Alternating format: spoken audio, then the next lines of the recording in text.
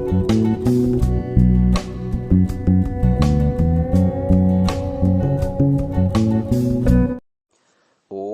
नमस्ते जी।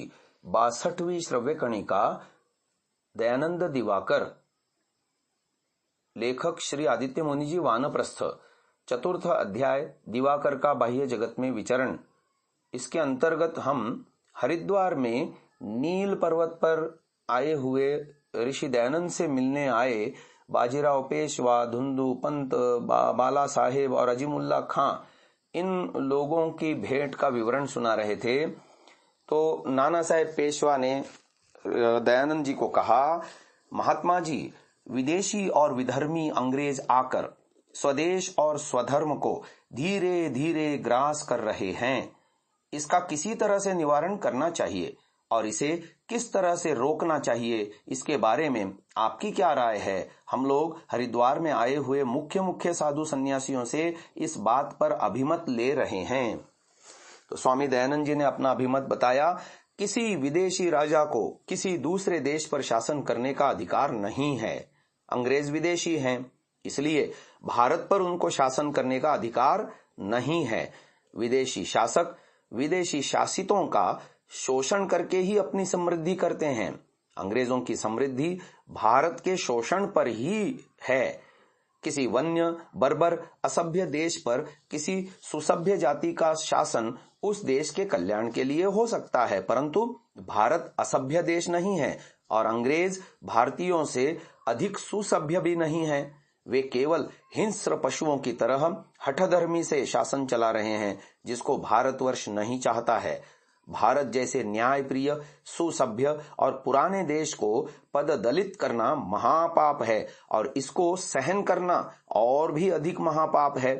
भारत जब प्राणपण से चाहेगा कि हम अंग्रेजों को नहीं चाहते हैं, तभी अंग्रेज भारत का शासन छोड़ने के लिए बाध्य होंगे।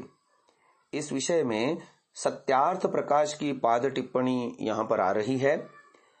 महर्षि दयानंद जी सत्यार्थ प्रकाश अष्टम समुल्लास में लिखते हैं, अब अभाग्योदय से और आर्यों के आलस्य, प्रमाद, परस्पर के विरोध से अन्य देशों के राज्यों की तो कथा ही क्या, किंतु आर्यावर्त में भी आर्यों का अखंड, स्वतंत्र, स्वाधीन, निर्भय राज्य इस समय नहीं है। जो कुछ है सो भी विदेशियों से पदाक्रांत हो रहा है।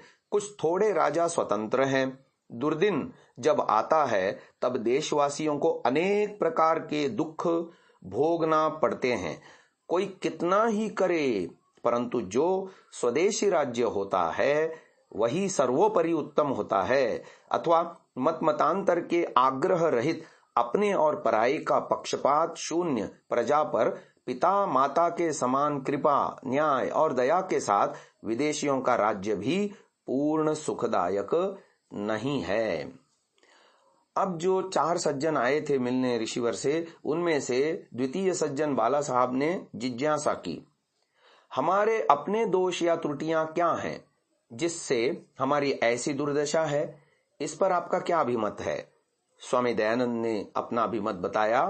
युधिष्ठिर, दुर्योधन, जयचंद, पृथ्वीराज, मानसिंह, प्रताप सिंह में जो भ्रातृ कलह, आत्मविरोध था, वही भारत के सर्वनाश का मुख्य कारण है। आगे चलकर हम देखते हैं कि जब मुगल साम्राज्य का पतन हुआ, तब मराठा और सिख दोनों की शक्ति पृथक रूप से या समवेत रूप से भारतवर्ष पर शासन चलाने के लिए यथेष्ट ही थी, लेकिन दोनों के अंदर आत्मविरोध के कारण भारत अंग्रेजों के हाथों में चला गया। यह अनैक्यता और आत्मविरोध ही हमारी दुर्दशा का कारण है। इस विषय में पाठ टिप्पणी आपको सुना रहे हैं सत्यार्थ प्रकाश दशम समुल्लास में से। विदेशियों के आर्यावर्त में राज्य होने के कारण आपस की फूट, मतभेद, ब्रह्मचर्य का सेवन न करना, विद्या न पढ़ना पढ़ाना व बाल्यावस्था में अस्वयंवर विवाह, विषयासक्ति, मिथ्या भाषण आदि कुलक्षण, वेद विद्या का अप्रचार आदि कुकर्म हैं। जब आपस में भाई भाई लड़ते हैं, तभी तीसरा विदेशी आकर पंच बन बैठता है। क्या तुम लोग महाभारत की बातें जो 5000 वर्ष के पहले हुई थीं उनको भी भूल गए? देखो, महाभारत युद्ध में सब लोग लड़ाई में सवारियों पर खाते पीते थे। आपस की फूट से कौरव, पांडव और यादवों का सत्यानाश हो गया सो तो हो गया, परंतु अब तक भी वही रोग पीछे लगा है। न जाने यह भयंकर राक्षस कभी छूटेगा व आर्यों को सब सुखों से छुड़ाकर दुख सागर में डुबा मारेगा। उसी दुष्ट दुर्योधन, गोत्र हत्यारे, स्वदेश विनाशक, नीच के दुष्ट कर्म में आर्य लोग अब तक भी चलकर दुख बढ़ा रहे हैं। परमेश्वर कृपा करे कि यह राज रोग हम आर्यों में से नष्ट हो जाए। सत्यार्थ प्रकाश, दशम समोल्लास। अब उन 4 सज्जनों में से तृतीय सज्जन अजीमुल्ला खां ने कहा, महात्मा जी, भारत के व्यापक प्रजा विद्रोह के बारे में आपका क्या अभिमत है?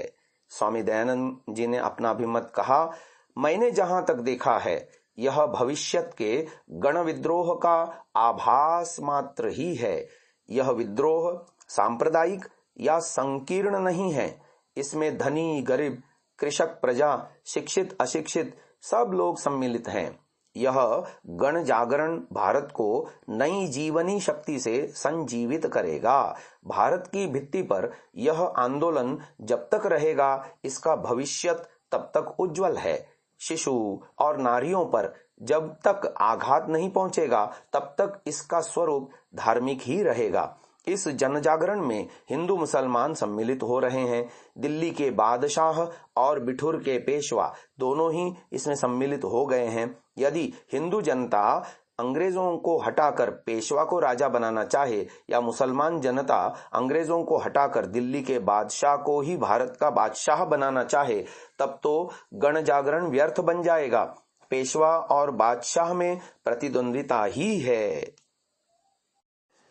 पंजाब का प्रबल पराक्रांत सामरिक सिख संप्रदाय शायद पेशवा परिचालित इस आंदोलन में भाग नहीं लेगा, बल्कि इसमें बाधा ही डालेगा, क्योंकि अंग्रेज और अफगान युद्ध में पेशवा ने दूसरे का राज्य हड़पने के लिए अंग्रेज को 5 लाख रुपए ऋण स्वरूप दिए थे। इसके बाद ही अंग्रेज और सिख युद्ध में पेशवा ने अंग्रेज पक्ष का 1000 पदातिक सेना और 1000 अश्वारोही सैन्य सहायता के लिए भेज दिए थे।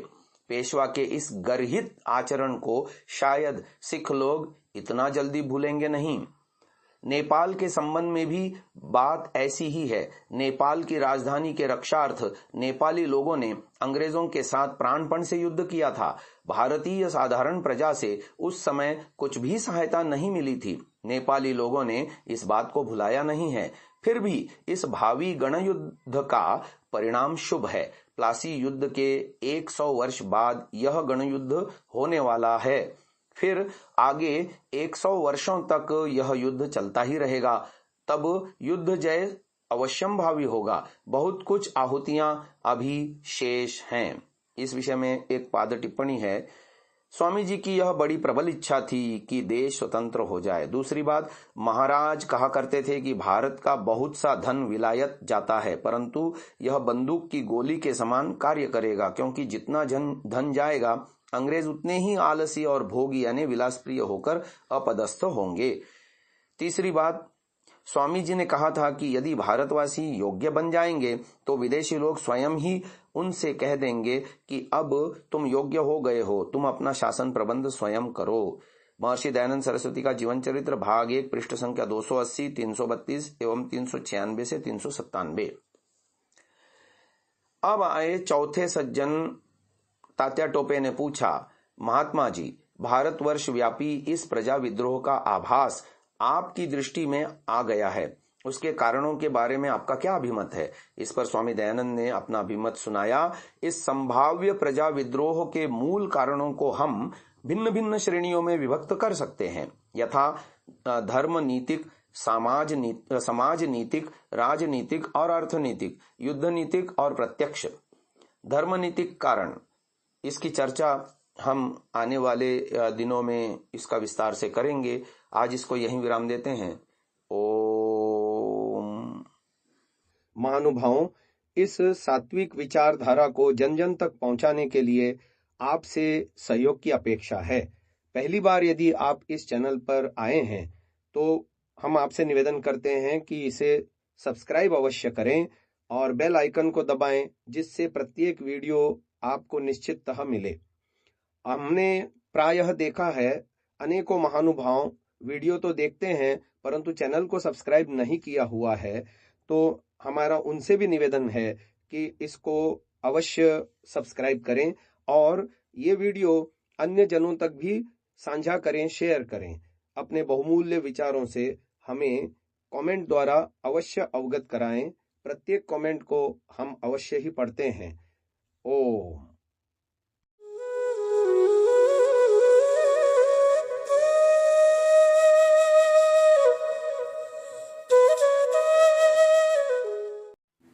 Download Sansa app, Rvirdal app, visit sansa.org, rvirdal.in।